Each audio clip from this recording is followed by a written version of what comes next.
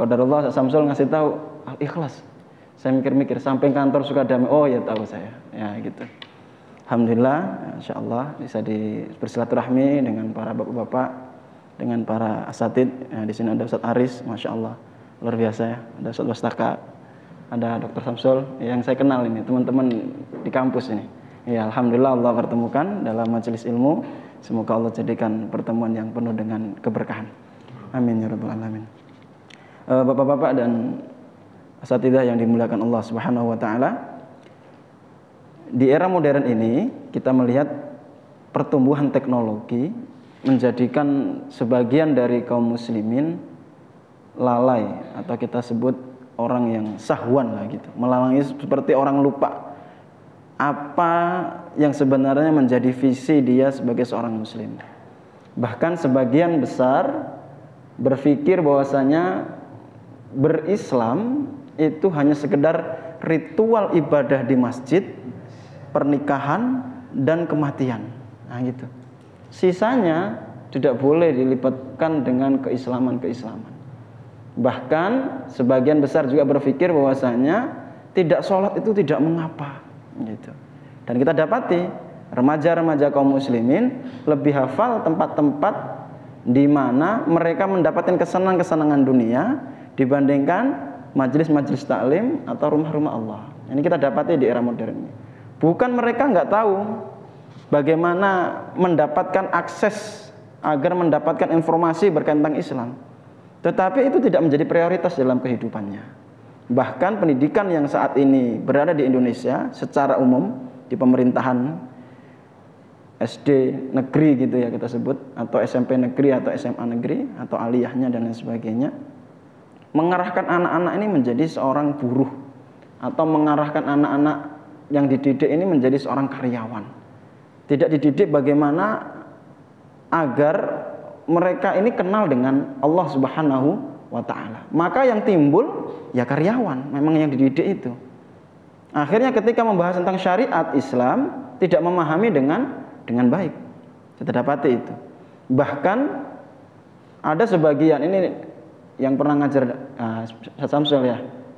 Saya ketemu dalam satu mahasiswa di salah satu universitas Islam sebutnya gitu. Kemudian dia nanya, Pak Ustadz, Tuhan itu ada enggak?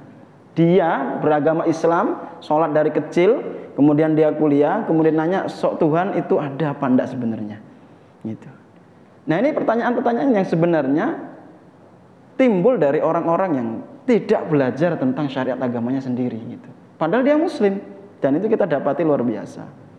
Maka kita perlu mengkaji kembali sebenarnya apa sih Islam ini sehingga kok banyak dari kaum muslimin kok lalai padahal dia beragama Islam gitu.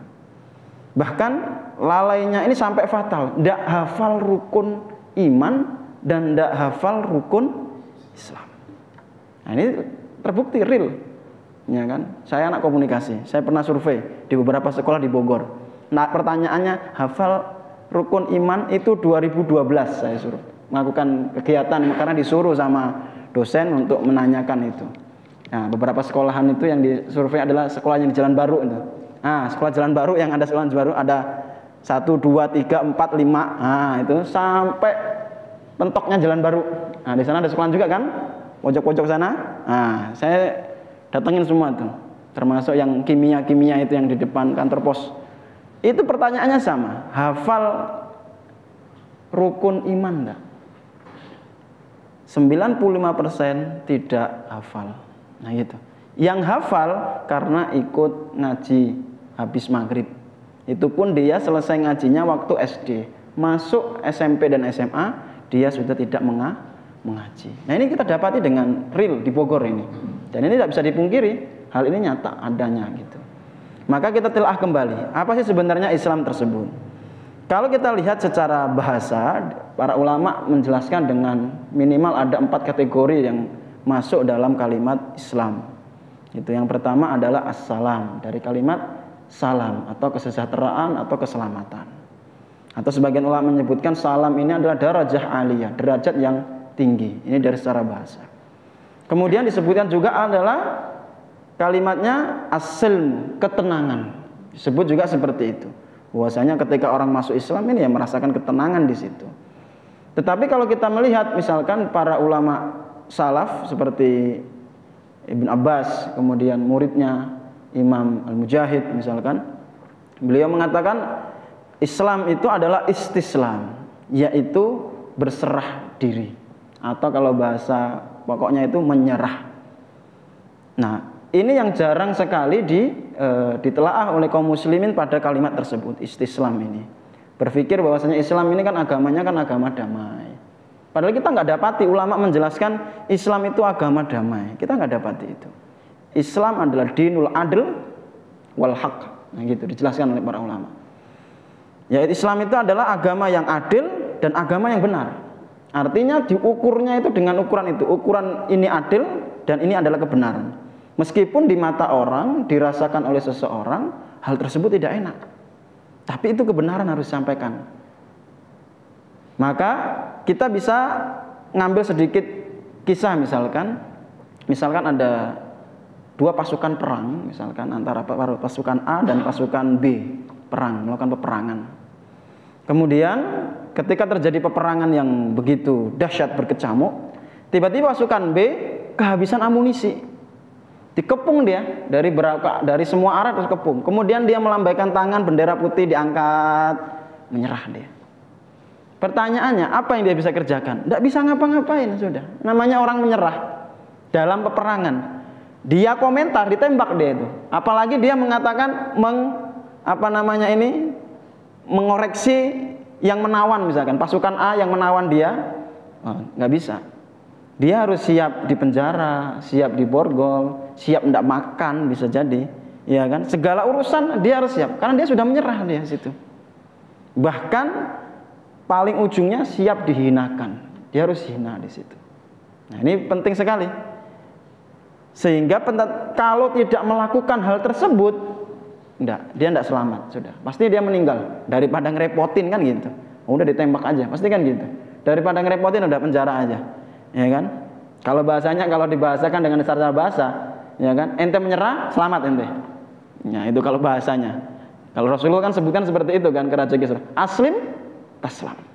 Menyerah, selamat. Ya, kalimat ini dipakai. Ya kan? Atau kita bisa juga sebutkan seperti orang yang sedang sakit, kanker misalkan atau kena tumor. Kemudian datang ke dokter. Kemudian dia bilang ke dokter, "Dok, saya punya penyakit." Dokter dicek sama dokter, diperiksa. Ternyata dia dapati diri dia ada penyakitnya. Misalkan kita sebut ada tumor lah dalam tubuhnya. Pasti pasien ini akan mengikuti secara totalitas apa yang disampaikan dokter. Udah menyerahkan secara total. Tidak mungkin ketika dokter mengatakan, "Pak, kita bikin jadwal operasi, ini harus dioperasi, harus diangkat dan dibius total." Gitu misalkan. Kemudian pasien tersebut mengatakan, "Oh enggak, saya harus pastikan dulu ini benar nggak cara biusnya, obat yang disuntikkan ini benar nggak, gitu. Jangan sampai nanti yang disuntikkan ini obat yang salah." Pasti nggak mungkin kayak gitu ngomongnya. Ya sudah, siap, ngikut. Keluarganya pun pasrah, bahkan dimintain duit pun pasrah. Ini pada manusia yang bisa jadi dokter itu salah, ada kesalahan kadang-kadang dalam memberikan obat, dalam operasi. Bahkan kita dengar banyak malpraktek gitu ya, berkaitan itu. Dan itu manusia. Itu saja orang mau menghinakan diri, menyerahkan diri totalitas kepada sesama manusia. Ini salah satu contoh. Secara bahasa seperti itu. Jadi akar katanya tadi yaitu menyerahkan diri. Maka Syekh bin Baz rahimahullah ta'ala menjelaskan secara istilah makna Islam, istislamu lillahi bitauhid. Pertama adalah menyerahkan diri pada Allah subhanahu wa ta'ala dengan mentauhidkan Allah. Membenahi masalah akidahnya, membenahi masalah tauhidnya, keimanan dia kepada Allah Subhanahu wa taala. Wal inqadzu lahu bita'ah, kemudian tunduk pada Allah Subhanahu wa taala dengan sepenuh-penuh ketaatan. Ini udah enggak bisa berkomentar apa-apa. Kalau sudah menyerah diri, jangan berkomentar. Gitu. Wal idlal wal khudu, merendahkan diri dan patuh dia di situ. Nah, itu harus difahami dengan detail sampai seperti itu. Sehingga ketika kita melakukan sebuah ibadah, contoh misalkan ada adzan subuh, Allahu Akbar berkumandang, Tidak ada kalimat lain kecuali kita penuhi panggilan tersebut. Karena kita sudah menyatakan diri menyerah kepada syariat Allah Subhanahu wa Ta'ala. Tidak bisa kita mengambil yang kalau kita tidak menyerah, tidak datangnya itu masalah hidup kita. Saya ibarat kata gitu. Di penjara dikasih, misalkan secara manusia ya, ada orang di penjara, komunikasi perintah, kemudian enggak, wah siap-siap enggak makan ente. Nah gitu. Siap-siap sengsara itu di dalam penjara. Tapi tentunya berbeda antara menyerahkan diri kepada sesama makhluk dengan menyerahkan diri kita kepada Allah Subhanahu wa Ta'ala. Yang Allah sebut-sebut namanya Ar-Rahman, Ar-Rahim, Ar-Razzaq, Malikul Mulk, War-Rahman, War-Rahim. Yang nama-nama yang indah, tentu berbeda. Kalau kita menyerahkan diri kepada sesama manusia, maka artinya idlal, menyerahkan diri dengan merendahkan dan kita siap direndahkan. Kalau kita menyerahkan diri pada Allah artinya kita tunduk dengan syariat Allah Subhanahu wa Ta'ala, maka kita siap-siap untuk dimuliakan. Kurang lebih seperti itu perbedaannya. Karena kalau sama hamba itu kalau diminta marah, tapi kalau Allah tidak diminta marah. Perbedaannya gitu. Kalau kita minta ke Allah, Allah senang. Tetapi kalau kita minta ke manusia atau minta ke makhluk Allah Subhanahu wa Ta'ala, Allah marah. Itu perbedaannya. Maka di sini penting. Maka Allah Subhanahu wa Ta'ala jelaskan kepada Nabiullah Ibrahim alaihissalam, surah Al-Baqarah dijelaskan itu, idz qala lahu rabbuhu aslim. Ketika Allah Subhanahu wa Ta'ala berfirman kepada Nabiullah Ibrahim, berserah dirilah engkau wahai Ibrahim. Jadi Nabiullah Ibrahim sekelas nabi disuruh menyerah tunduk pada Allah Subhanahu wa Ta'ala. Qala aslamtu li rabbil alamin. Kemudian Nabiullah Ibrahim mengatakan, saya berserah diri pada Allah, pada Rabb penguasa alam semesta. Nah ini penting sekali untuk kita pahami. Sehingga ketika kita memahami Islam dengan keselamatan, kedamaian, kemudian derajat yang tinggi, maka kita harus melalui jalur kita menghinakan diri di hadapan Allah Subhanahu wa Ta'ala. Maka disinilah kuatnya keimanan tersebut akan timbul. Ya kan? Kalau kita tahu itu, pahami itu dengan detail, maka kita memahami bahwasanya seluruh syariat yang Allah Subhanahu wa Ta'ala berikan kepada Rasulullah sallallahu alaihi wasallam, baik itu yang wahyu berupa Al-Qur'an atau wahyu berupa hadis-hadis Rasulullah sallallahu alaihi wasallam, ini adalah sumber kebaikan ketika dipraktekkan dalam kehidupan manusia tersebut. Ibarat kata aplikasinya lah gitu kalau kita bahasakan.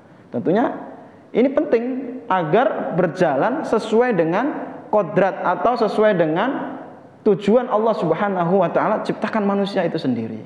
Jangan sampai nanti berselisih. Allah Subhanahu wa Ta'ala ciptakan manusia untuk beribadah kepadanya, tetapi karena diaplikasinya dia aplikasi dengan bukan beribadah kepada Allah, malah bermaksiat, maka akhirnya error dalam kehidupan. Timbullah dhuharul fasadu fil barri wal bahri. Nampak kerusakan di daratan maupun di lautan. Bima kasabat aydin nas, sebab karena adanya perbuatan manusia itu sendiri, yaitu tidak adanya ketaatan kepada Allah Subhanahu wa Ta'ala. Dan ini penting untuk difahami. Jadi ketika kita sudah paham tentang makna yang tadi dijelaskan, maka kita lihat ternyata ketika kita sudah pahami bahwasanya kita berserah diri pada Allah Subhanahu wa Ta'ala, banyak sekali ayat-ayat dalam Al-Quran dan hadis-hadis Nabi Sallallahu Alaihi Wasallam. Maka dengan kita tunduk, patuh, berserah diri kepada Allah, menjadi kebahagiaan, menjadi keselamatan, sempurna hidup kita, tidak kurang sedikit pun apa-apa. Misalkan dalam sebuah ayat Allah jelaskan, wa may yabtaghi ghairal islami dina falyuqbala minhu wa huwa fil akhirati minal khasirin. Barang siapa mencari agama selain agama Islam sebagai syariat kehidupannya, maka dia tidak diterima. Pertanyaannya, kita mau diterima sama siapa? Kalau yang menciptakan kita saja tidak menerimanya. Jadi penting agar kita paham. Oh iya, apakah kita bisa mencari bumi tempat tinggal atau bumi ini kita tinggalin sekarang selain bumi yang diciptakan Allah? Atau kita bisa makan selain dari rezeki yang Allah berikan gitu? Atau kita bisa menghindar dari penglihatan Allah Subhanahu wa Ta'ala dalam kehidupan kita? Nggak bisa. Ini yang menciptakan langit dan bumi tidak terima kita. La yuqbala min, nggak terima. Terus apa lagi yang mau diandalkan? Tidak ada. Maka ukuran soleh seseorang dalam Islam itu bukan karena dia sudah bangun masjid, tapi karena sudah ada akad pertama syahadatu alla ilaha illallah. Kisah pribadi saya, ini saya pernah ngalamin. Ada seseorang, karena dia pecinta bola. Saya sebut namanya ya. Ronaldo itu solehnya luar biasa. Membantu Palestina itu luar biasa. Saya tanya, ukuran solehnya apa kok? Apakah gara-gara dia membantu Palestina kemudian jadi soleh? Saya bilang, iya, itulah kafir solehnya dia. Sampai seperti itu. Ini Muslim yang ngomong kayak gitu. Kafir soleh. Bagaimana bisa ceritanya kafir soleh ini, Biamna? Akhirnya dia tetap dengan hujah dia sudah bantu, masa Allah kok nggak adil. Wah, karena dia ada kalimat apakah Allah nggak adil. Akhirnya saya sedikit kulik gitu. Misalkan ada orang, saya bilang, cerdas luar biasa, kemudian dia suka datang ke pesantren saya, ngelihat pelajaran, ikut pelajaran dia, kemudian tapi dia nggak daftar sama sekali, ikut datang sepekan sekali, sepekan 2 kali, ikut bela diri, dia pinter. Kemudian waktu ujian dia nggak saya bolehin ujian. Kemudian ketika orang-orang lulus dia saya nggak kasih ijazah. Adil nggak saya? Ya adil, orang dia nggak daftar, ngapain dia ikut? Kan gitu.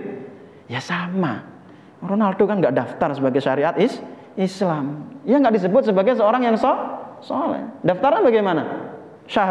Syahadatu alla ilaha illallah wa asyhadu anna Muhammadar Rasulullah. Selesai.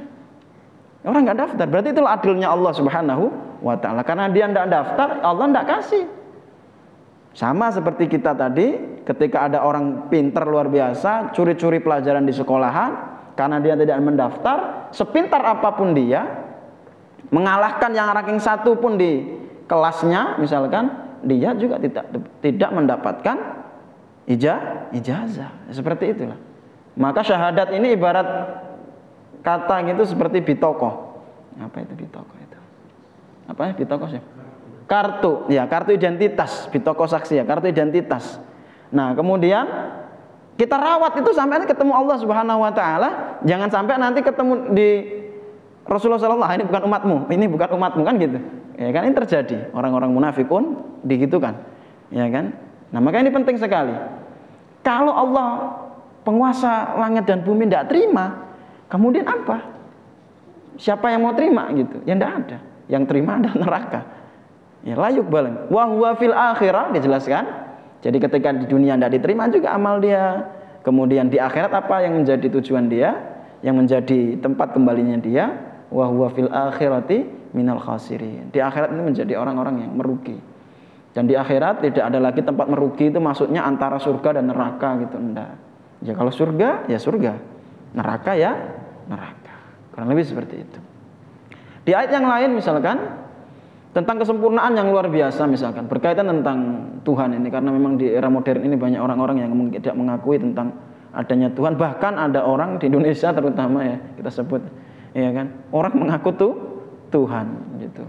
Mandinya di Curug sana, di dekat Gunung Salak ya, itu dia dibayat oleh malaikat Jibril katanya, kemudian jadi Tuhan gitu. Ini pun disindir oleh Allah Subhanahu wa taala dalam Al-Qur'an karena kesempurnaan Quran luar biasa ya. Ketika terjadi perdebatan antara Nabi Musa alaihissalam dengan Fir'aun, dan dijelaskan di situ Fir'aun ini ana rabbukumul a'la. Dia mengeluarkan statement yang dahsyat itu, ditaruh di gunung pecah itu. Dia mengatakan bahwasanya sayalah Tuhan kamu, Rabb kamu, pencipta kamu yang maha tinggi. Disebutkan langsung secara detail, dia sebutkan di situ. Karena dia mampu membangun sebuah piramida, kemudian dia mampu ke atas, dan dia melihat sungai Nil di bawahnya mengalir, dan dia mengatakan bahwa sungai Nil ini berjalan di atas perintahnya dan lain sebagainya. Nabiullah Musa alaihissalam dengan simpel mengatakan ketika ditanya siapa itu wa ma rabbul alamin, siapa itu Rabbul alamin, jawaban yang luar biasa Allah Subhanahu wa taala paparkan melalui wahyunya, Rabbukum wa rabbu abaikumul awwalin. Rabb kamu dan Rabb orang-orang sebelum kamu. Kalau kita belajar bahasa Arab, kemudian kita fahami sighah ini, kita sudah faham. Berarti Nabi Musa ini sedang mengatakan kepada Fir'aun, berarti orang-orang yang terdahulu itu kira-kira siapa yang nyiptain? Kalau sekarang kamu Tuhannya, bapak kamu, kakek kamu, buyut-buyut kamu dulu itu Tuhannya siapa? Yang nyiptain siapa? Kalau kamu itu sekarang Tuhannya. Batal semua itu. Orang-orang paham, oh iya berarti tidak benar ini. Dia mengikrarkan diri sebagai seorang Tuhan. Terus orang-orang terdahulu yang sudah banyak yang meninggal, itu siapa Tuhannya? Siapa yang memberi mereka rezeki? Siapa yang memberikan mereka pertolongan? Siapa yang menciptakan mereka dengan segitu rumitnya? Nah, inilah pentingnya kita untuk paham. Kemudian kita juga bisa mentelaah misalkan dalam sebuah ayat Allah Subhanahu wa taala sampaikan al-yauma akmaltu lakum dinakum wa atmamtu 'alaikum ni'mati wa raditu lakumul Islam madinah. Ini kalimat yang sering kita telaah, sering kita dengarkan dalam majelis-majelis taklim tentang kesempurnaan Islam ini. Tapi berbanding terbalik, umat Islam di era modern ditanya, kira-kira Islam ini cocok nggak untuk mengurus sebuah pemerintahan misalkan? Dia nggak yakin kalau Islam itu mampu mengurus itu. Syariat Islam mampu nggak mengurus masalah ekonomi? Dia nggak yakin. Gitu. Bahkan kalau ditanya Islam ini mampu nggak memperbaiki keluarga gitu, dia nggak yakin. Nggak ada itu. Pastilah. Ketika misalkan mendapatkan sebuah ujian dari Allah Subhanahu Wa Taala, kemudian kita sampaikan, coba banyak beristighfar, bermuhasabah. Memang dengan bersabar dan muhasabah kelar masalah? Enggak. Seperti itu. Padahal Allah Subhanahu wa taala mengatakan Allah sempurnakan agamanya. Artinya semua kehidupan manusia, baik zaman terdahulu, zaman Nabi Adam alaihissalam sampai nanti manusia yang paling akhir diciptakan, ketika dia memasukkan dirinya ke dalam syariat Allah Subhanahu wa taala, kemudian dia praktekkan dalam kehidupannya, selesai semua urusan dalam kehidupannya. Dia akan mendapatkan ketenangan, keselamatan, derajat yang tinggi dengan berserah diri pada Allah Subhanahu wa taala. Selesai, tidak ada yang lain. Dan itu dibuktikan oleh Rasulullah sallallahu alaihi wasallam. Rasulullah dan para sahabat sepertiga dunia dikuasai, bukan dengan syariat selain Islam, dengan syariat Islam. Ekonomi kemajuannya. Kalau kita pengen lihat misalkan kejayaan kaum muslimin di era Utsman bin Affan radhiyallahu anhu. Bagaimana kaum muslimin memiliki ratusan kapal perang saat itu. Kalau yang orang laut kayak saya misalnya tahu harga kapal itu seperti apa. Masih kapal ikan, belum kapal yang gede-gede itu. Kapal ikan saja itu 800 juta belum dapat. Satu kapal ikan itu belum dapat 800 juta. 1,2 M biasa rata-rata. 1,2, 1,4 ya kan? Itu rata-rata. Dan itu memiliki ratusan armada perang saat itu di zaman Utsman bin Affan. Diatur dengan apa? Syariat Islam. Di zaman Umar bin Abdul Aziz misalkan, sampai Umar bin Abdul Aziz menanyakan, kenapa ini di gudang ini banyak sekali harta, kok enggak di gudang Baitul Mal maksudnya ya, bukan di gudang rumah dia, Baitul Mal. Kenapa ini kok enggak habis? Iya, orang-orang fakir miskin udah enggak ada. Yang perlu mendapatkan sedekah atau zakat ini sudah enggak ada. Emang berapa gajinya? Kalau ditanya kan, memang berapa gaji mereka berapa? Maksudnya mereka itu kebutuhan ukuran mereka yang dianggap mampu itu berapa? Kalau kita hitung-hitung sekarang gitu sekitar 40 juta setengah lah gitu. 45 jutaan. Ya udah naikin. Levelnya dinaikin. Jadi kalau 40 juta 45 juta itu kita anggap miskin. Jadi level orang kayanya dinaikin.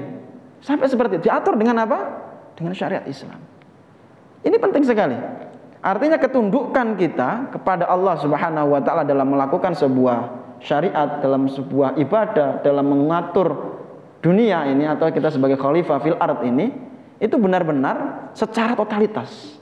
Tidak satu sisi kita terima sebagai kita sebagai seorang muslim, sisi lain ya itu kan terdulu. Ya kan? Politik kan kotor. Politik kita taruh aja. Siasa itu kotor ya. Politik itu siasa ya.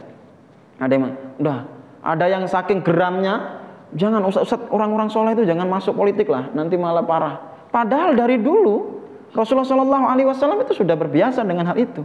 Bagaimana Rasulullah Shallallahu Alaihi Wasallam dalam perang Badar, dalam perang Uhud, dalam perang Dzatur Riqa dan perang-perang yang lainnya, ya kan? Perang Khandaq dan lain sebagainya. Itu ada strategi-strategi, ada siasat-siasat yang dilakukan oleh Rasulullah Shallallahu Alaihi Wasallam sehingga sampai pada kemenangan. Rasulullah Shallallahu Alaihi Wasallam masuk Mekah, ya kan? Kemudian orang-orang kafir saat itu mengatakan, ini Rasulullah ini di cover siapa ini Muhammad ini? Ada yang cover apa enggak? Gitu. Ada yang jamin enggak? Ada salah satu orang kafir Quraisy saat itu, iya saya yang jamin. Kamu jamin apa kamu masuk Islam? Saya menjamin. Pertanyaannya, loh kok ini Nabi Muhammad ditolong orang kafir sih? Kan gitu kalau pertanyaannya. Orang kafir Quraisy jelas saat itu. Kemudian dikatakan itulah siasah. Rasulullah SAW akhirnya masuk, dan itu menjadi salah satu pintu nanti Rasulullah SAW dalam Fathul Mekah. Luar biasa. Nah, hal-hal seperti ini yang kadang-kadang kita sebagai seorang Muslim tidak memahami kesempurnaan secara utuh, dan kita berpikir bahwasanya Islam ini hanya diletakkan di masjid-masjid. Orang-orang soleh tidak boleh ikut dalam memperbaiki umat secara totalitas, iya kan? Tidak boleh, tidak. Mending ustadz, mending di masjid aja lah, tidak usah repot ke lapangan. Ngapain ustadz ini kok? Dan sebagainya. Pertanyaan ungkapan-ungkapan yang kaum muslimin saat ini pun akhirnya, mohon maaf, bersedih gitu. Masya Allah, kok bisa seperti itu? Ya kan? Dulu di zaman Khalifah Harun ar-Rasyid misalkan, kita lihat sejarah-sejarah kaum muslimin, bagaimana para guru-guru ini luar biasa. Gajinya itu 32 juta kalau dihitung sama. Ini bisa dilihat di kitab Sirah Khulafa. Ya. Saking besarnya itu gajinya. Itu seorang guru. Maka saat itu orang-orang itu semuanya itu pengen menjadi ulama. Berbondong-bondong pengen menjadi seorang ustadz, pengen menjadi seorang ulama, ya kan? Bahkan kalau punya tulisan, kalau kita bilang artikel gitu, dihitung barisnya. Ini ada berapa baris nih? Kemudian ada sebagian mengatakan ditimbang berat dia nulisnya di mana. Nah, kalau nulisnya di papan, ya kan? Kemudian beratnya itu diganti dengan dirham yang emas ya, dirham. Kurang lebih seperti dinar. Nah, ya diganti itu dengan dinar, dengan beratnya itu. Nah, ini luar biasa.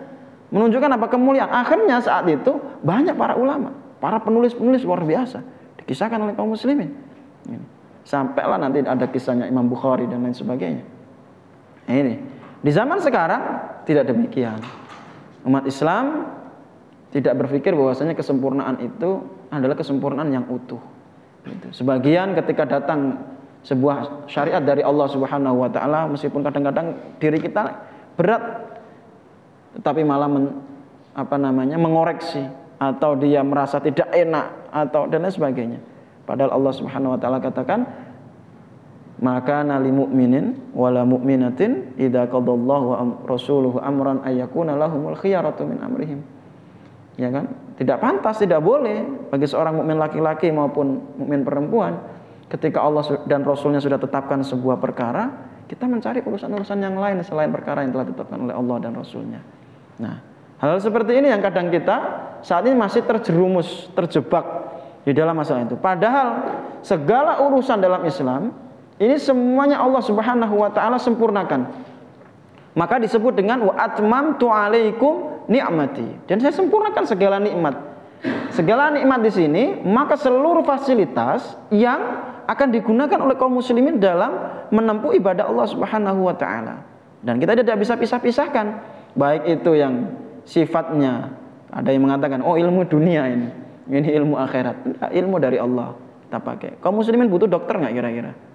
Butuh kan kita dokter. Kita butuh juga ahli sejarah. Kita juga butuh para teknokrat hebat, ahli ekonomi, ahli politik. Kita kaum muslimin butuh ahli perang. Ya kan? Butuh petani nggak kita? Ya butuh petani. Tukang kayu butuh nggak? Butuh. Tukang bersihin kebun butuh nggak? Kaum muslimin semuanya butuh. Karena memang ukurannya itu bukan pekerjaannya sebenarnya, tetapi apa yang menjadi irodah, keinginan dalam hatinya untuk kaum muslimin. Ya kan? Kalau dia muslim, maka segala hal yang dia miliki akan digunakan untuk perjuangan kaum muslimin.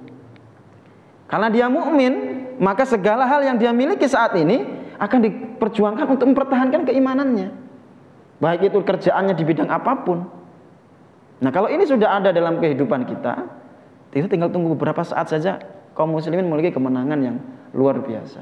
Ini bukan hal yang mudah, karena memang perlu kita untuk bertelaah kembali, mempelajari kembali, kita lihat kembali, kemudian kita fahami kembali apa yang menjadi hal-hal yang sekiranya wajib untuk kita ketahui.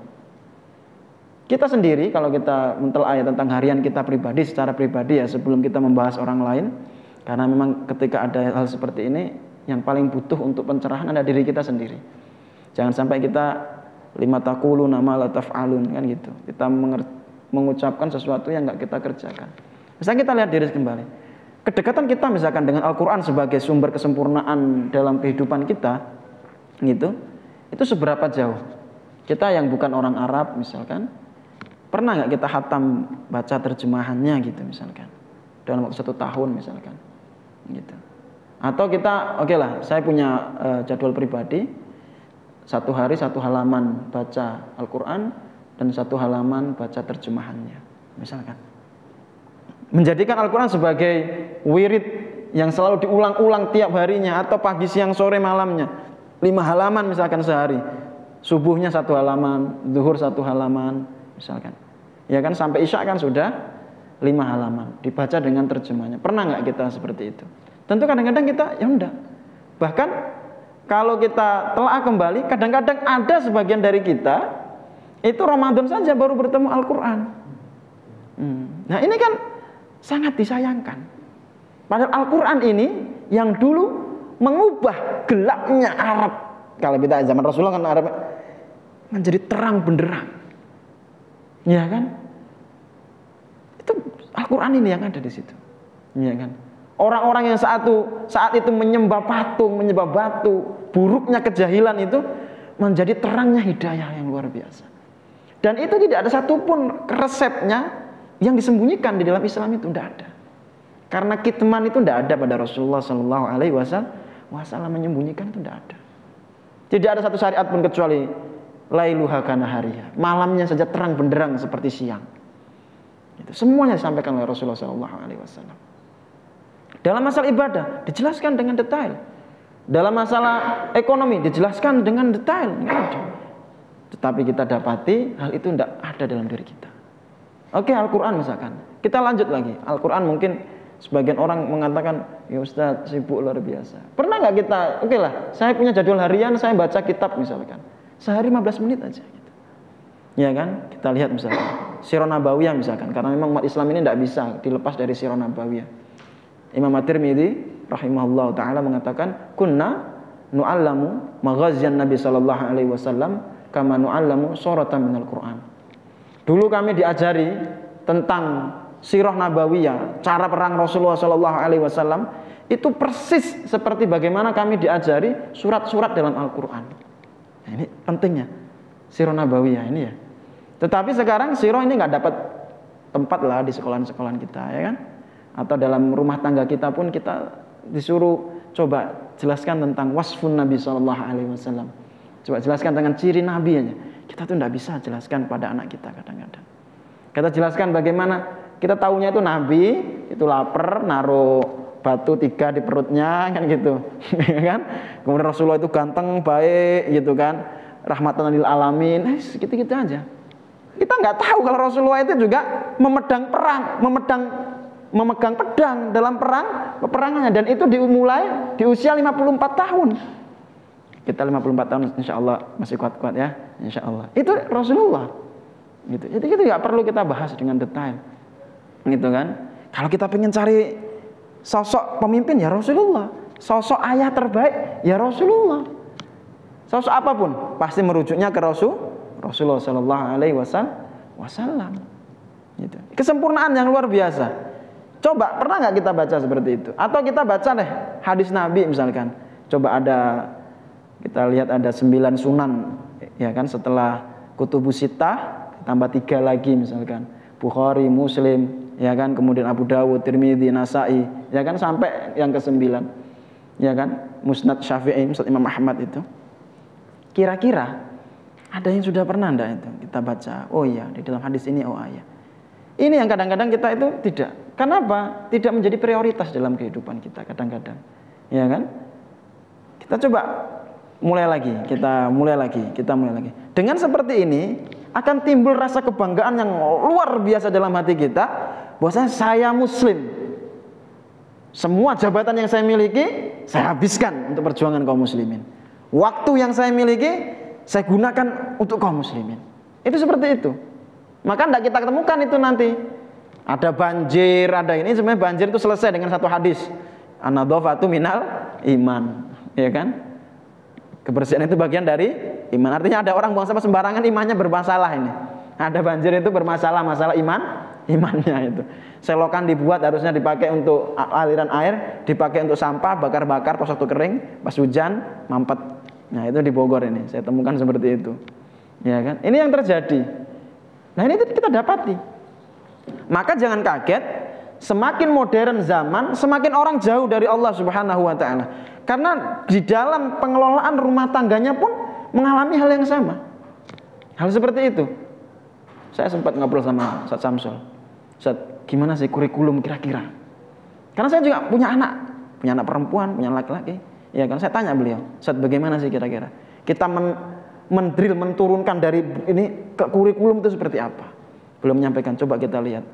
Kalau laki-laki berarti Nabiullah Ibrahim, karena anaknya keturunannya semuanya para nabi. Kalau perempuan coba kita lihat Rasulullah SAW. Kalau anak Rasulullah yang perempuan dididik Rasulullah semua sampai Rasulullah menemukan dalam kondisi wafat. Ini kita telah kembali. Sehingga kesempurnaan Islam sebagai bentuk diri kita menyerah pada Allah Subhanahu wa taala itu terbukti gitu. Bukan dengan kondisi bahwasanya kita muslim kemudian tetapi ada dari syariat Allah yang kita anggap tidak sebagai islah, membenahi kehidupan kita. Gitu. Ini salah kaprah. Gitu. Padahal dalam Islam ini semua urusannya itu ajib. Ya, Rasulullah SAW sampaikan seperti itu. Ya kan? Ajaban li amril mukmin. Sangat menakjubkan urusan seorang mukmin itu, sangat menakjubkan. Inna amrahu kullahu lahu khair. Sesungguhnya urusan kaum muslimin itu bagi seorang muslim ini itu semuanya itu baik. Walaisa dzalika li ahadin illa lil muslim. Dan itu tidak akan ditemukan kepada siapapun orang yang selain Islam kecuali hanya untuk orang yang mukmin saja. Idza asabathu syarra syakara fakana khairan lahu. Kalau dia tertimpa kebaikan, diberikan kebaikan oleh Allah Subhanahu wa taala, dia bersyukur dan itu baik buat dirinya.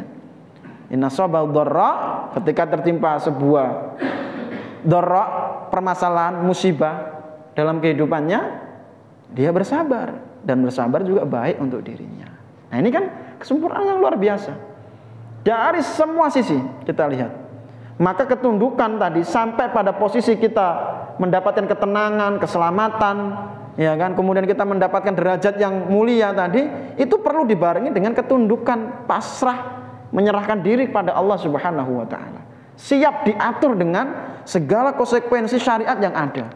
Jangan sampai kita berpikir ada di luar Islam syariat yang mampu mengatur kehidupan manusia.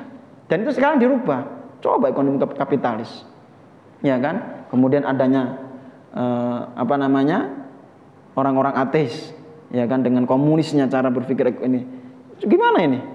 Umat Islam sekarang berpikir bahwasanya ya kalau ngelola uang ya dengan cara kapitalis. Itu kita lihat aja jumlah yang menyadari tentang Islam dengan ekonominya tersebut dengan yang nggak sadar, lebih banyak yang nggak sadar. Bahkan ada yang menikmati, ya kan? Ya sudahlah, kita aja kok enggak apa-apa. Untung riba kan nambahnya dikit-dikit doang, enggak masalah. Itu sudah saling ridho. Jawabannya gitu. Ini kan udah saling ridho Pak Ustadz, gitu. Loh, kok saling ridho? Gitu. Ini yang terjadi. Berpikir bahwasanya Islam ini tidak mampu untuk mengelola kehidupan manusia. Berpikir bahwasanya Islam ini tidak mampu mengelola ekonominya. Berpikir Islam ini tidak mampu mengurus tentang masalah siasah dalam negara, gitu. Berpikir seperti itu. Dan walhasil anak-anak remaja yang tumbuh dari keluarga-keluarga yang tipe-tipenya seperti itu, ya bobrok semua. Bagaimana bisa anak-anak ini dinafkahi dengan sesuatu yang haram, misalkan? Atau masuk dalam pemikirannya bahwasanya kita tidak perlulah seperti itu. Kalau kita pengen sholat ya ke masjid, pengen nikah ya nantilah ke masjid lagi. Ada yang meninggal ya ke masjid lagi. Sudah intinya di masjid. Gitu. Ada orang hajatan ya nanti akad nikahnya di masjid. Nah itu terus yang terjadi. Yang berputar itu terus. Akhirnya timbullah sebuah madarat yang begitu besar, lambat laun terus berjalan, timbul generasi-generasi yang tidak berkualitas, tidak kenal Islam itu sendiri, tidak mampu menjelaskan tentang Islam itu sendiri, dan selalu terombang-ambing. Ya kan? Husa'uhum ka husa'is sail. Yaitu seperti buih di lautan. Ya kan? Banyak jumlahnya memang, tapi tidak berkualitas. Dari kuantitasnya banyak. Rasulullah Shallallahu Alaihi Wasallam jelaskan. Misalkan jelaskan, aqalilun yauma idzin, aqalilun nahnu yauma idzin ya Rasulullah. Ya Rasulullah, apakah jumlah kita saat itu sedikit? Sahabat bertanya pada Rasulullah, karena Rasulullah sebelumnya menyebutkan bahwasanya kaum muslimin ini seperti makanan di atas nampan, gitu. Yushikul umamu tada'alaikum kama tada'al aklatu ala qas'atiha. Hampir-hampir saja di akhir zaman nanti itu umat-umat selain kalian itu mencabik-cabik kalian seperti orang lapar mencabik-cabik makanan di atas nampannya. Sahabat bertanya dong, apakah jumlah kita saat itu sedikit ya Rasulullah? La bal antum katsirun. Enggak, kalian itu banyak banget kata Rasulullah sallallahu alaihi wasallam. Walakinnakum ghusaun ka ghusaa'is sail. Tapi kalian ini adalah buih seperti buih di lautan. Ini terjadi. Ya kan? Anak-anak kita saat ini yang tumbuh remaja yang kadang-kadang kita tidak kenal. Ya kan? Ya yang hadir ke sini ini banyak yang bapak-bapaknya kan, anaknya enggak ada. Kurang lebih seperti itu. Kenapa? Tidak menjadi prioritas. Nah, ini penting sekali. Jadi, bapak-bapak yang dimuliakan Allah Subhanahu wa taala, coba kita telah kembali. Ketika kita sudah mengikrarkan diri kita masuk dalam sebuah barisan besar Rasulullah sallallahu alaihi wasallam yaitu Islam, maka kita totalitas di situ. Tidak main-main. Kita totalitas. Tapi jangan kita berpikir itu seakan Masya Allah gitu ya. Adalah Allah kan Maha Rahman, Maha Rahim. Iya. Tapi kita lihat perjuangan kaum muslimin ketika itu. Ya kan? Dijelaskan oleh Abu Dzar Al-Ghifari radhiyallahu anhu ketika saat itu ada pemboikotan. Rasulullah itu diboikot oleh orang kafir Quraisy di Bani Muthalib itu selama 3 tahun. Itu dijelaskan oleh Abu Dzar Al-Ghifari bagaimana Rasulullah Shallallahu Alaihi Wasallam dan para sahabat itu luar biasa. Sampai dijelaskan itu ada yang meres pelapa kurma diperes. Kemudian kan ada apa itu sarinya gitu ya, diminum biar ada tenaga. Kadang satu kurma diemut, bukan dikunyah, diisep gitu untuk menjaga itu. Suatu malam Abu Dzar Al-Ghifari mengatakan, ketika itu saya malam, saya seperti orang linglung. Kemudian saya pipis.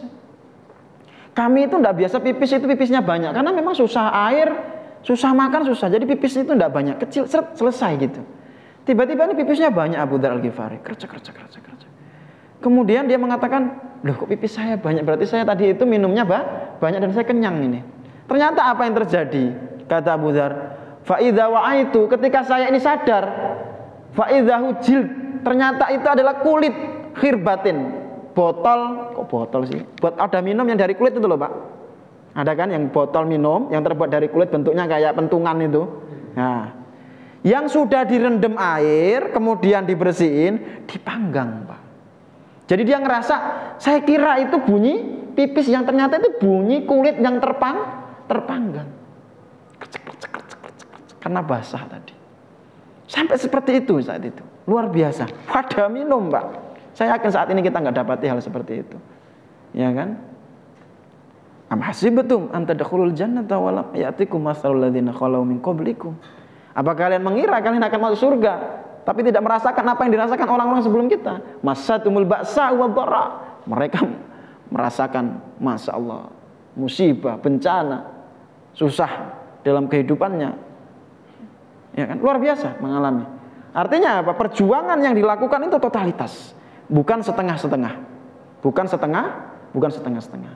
Maka kesempurnaan Islam ini yang ada ini perlu kita yang mendulang. Baik dalam segi urusan dunianya, urusan akhiratnya, kita yang dulang. Allah sudah tetapkan, Allah sudah serahkan, Allah sudah paparkan, Allah sudah jelaskan secara detail melalui lisan Rasulullah Sallallahu Alaihi Wasallam bahwasanya Al-Quran, Sunnah, syariat Islam adalah solusi dalam kehidupan kita. Kalau itu kita jelaskan dengan baik, kalau itu kita terapkan dengan baik, maka kondisi kaum muslimin melalui keluarga-keluarga kaum muslimin ini tumbuh. Pertamanya keluarga, menjadi masyarakat. Masyarakat tumbuh nanti menjadi tumbuh besar sampai nanti kita memiliki sebuah negara yang baik, memiliki orang-orang yang berkualitas. Kaum muslimin dimuliakan kembali. Saat itu dicabut rasa takutnya musuh-musuh, nanti dikembalikan lagi oleh Allah rasa takut terhadap diri kita. Sehingga apa? Kaum muslimin benar-benar dalam posisi kejayaannya karena dia telah mentelaah kembali kitabullah, sunnah Rasulullah kisah-kisah nabinya, sejarah-sejarah orang-orang yang telah mendahulunya di masa keemasan. Tidak ada masa keemasan yang bisa kita contoh kecuali masa keemasan yang telah dijelaskan Rasulullah sallallahu alaihi wasallam. Khairul quruni qarni, tsummal ladzina yalunahu, tsummal ladzina yalunahu. Sebaik-baik zaman adalah zamanku. Itu zaman para sahabat Rasulullah diutus ini. Malah kalau kita pengen baik, telah itu. Kemudian setelahnya itu tabi'in. Kemudian setelahnya tabi'ut tabi'in. Semoga Allah Subhanahu wa taala karuniakan keberkahan dalam hidup kita, kemudian Allah mudahkan kita untuk kembali lagi. Kita masuk dengan totalitas, kita pelajari kembali, dan Allah lahirkan dari keluarga kita para pemimpin-pemimpin, orang-orang hebat, bukan superhero yang bohongan kayak di TV-TV, benar-benar superhero.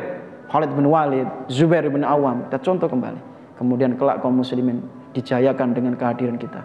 Amin ya rabbal alamin. Cukup sekian yang dapat Anda sampaikan, kurang lebihnya mohon maaf. Semoga Allah Subhanahu wa taala berikan segala keberkahan dalam hidup kita, dan Allah kelak kumpulkan kita di surganya. Amin ya rabbal alamin. Subhanakallahumma bihamdika asyhadu an la ilaha illa anta astaghfiruka wa atubu ilaik. Assalamualaikum warahmatullahi wabarakatuh.